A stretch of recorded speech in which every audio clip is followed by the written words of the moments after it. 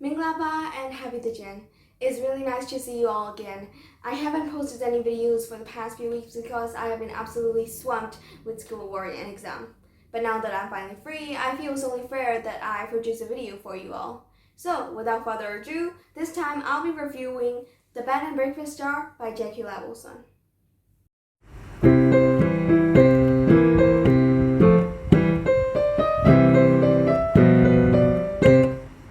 As always, this video will be divided into small parts: the theme, the plot, the writing style, the characters, and age appropriation. The general overview. The main character of this book is this girl called Elsa. No, not the Disney princess. This is a different Elsa.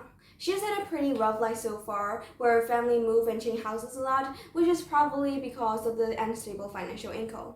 So at long last, she, her mom, her half-brother, half-sister, and her stepfather finally had no choice but to stay at a bed and breakfast hotel. As the story goes on, we learn how terrible their lives have become, barely having enough food to get by and just enough money to get the basic essentials.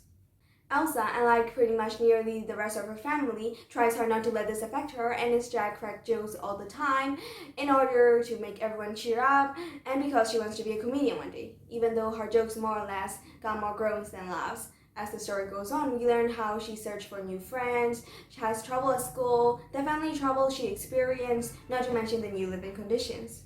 Let's move on to the theme.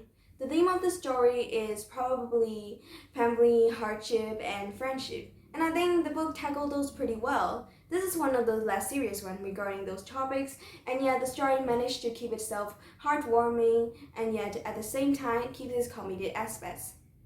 This leads us to another point we'll be discussing, the plot. The plot is nothing too jaw-dropping or awe-inspiring. This is one of those books that goes for that slice of life vibe. And I think it did that pretty well. Everything seems unexpected, not because the plot is too complicated, but because it stays true to real life. Normal, yet unexpected. Next, we'll move on to the writing style. One cannot talk about this book without talking about the comedy in it. The main character wants to be a comedian one day, and we're reading the book from her perspective. So we get a whole barrage of cheesy jokes, jokes making fun of said cheesy jokes, the quirks of each character, the different types of humor from each family member, and the comedic timing. So basically, we get a comedic, slice of life chill novel. Explanation of the characters. I've said it before, but just to recall, the main character of this book is called Elsa. And it's a bit funny because at the very start of the book, we learned how Elsa was named after a character of a popular book of the time called Elsa the Lion, which after a bit of digging, I think is this book. However, right now, nowadays, I don't think that's the character we think of when we think of the name Elsa. But I think it's high time I actually start talking about the character herself. Elsa is a girl with a dream, like I said before, to be a comedian.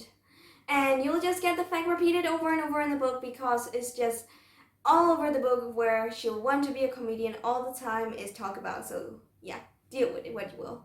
She's also someone who's boisterous, confident, and optimistic. Extremely optimistic. The moment she starts feeling sad and scared is the moment where she'll start cracking jokes to herself. As the story goes on, however, we can see some of her insecurities popping up. All those times she told naughty jokes, intricate stories about her stage star life, which isn't real, as we all know, or the fact when she tried to skip school, we can see a brief moment of herself, her personality, surfacing for a brief moment in the story.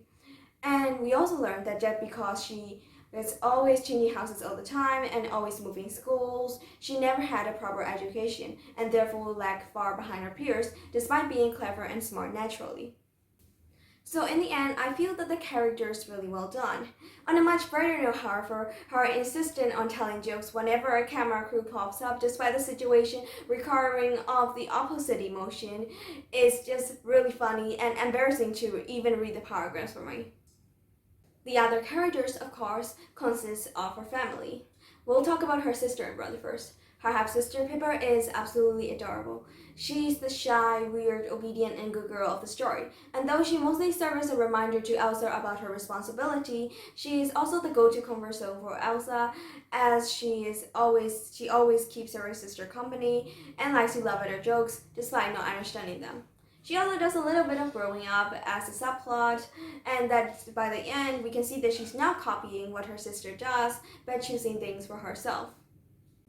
Her half-brother, Hank, is, as mentioned in nearly every part concerning him, is ginormous for a baby his age.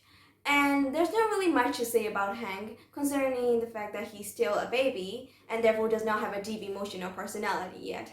The best I can do is that he's messy, attention-grabbing, and hates being confined in small spaces, which, now that I think about it, is basically every baby in existence.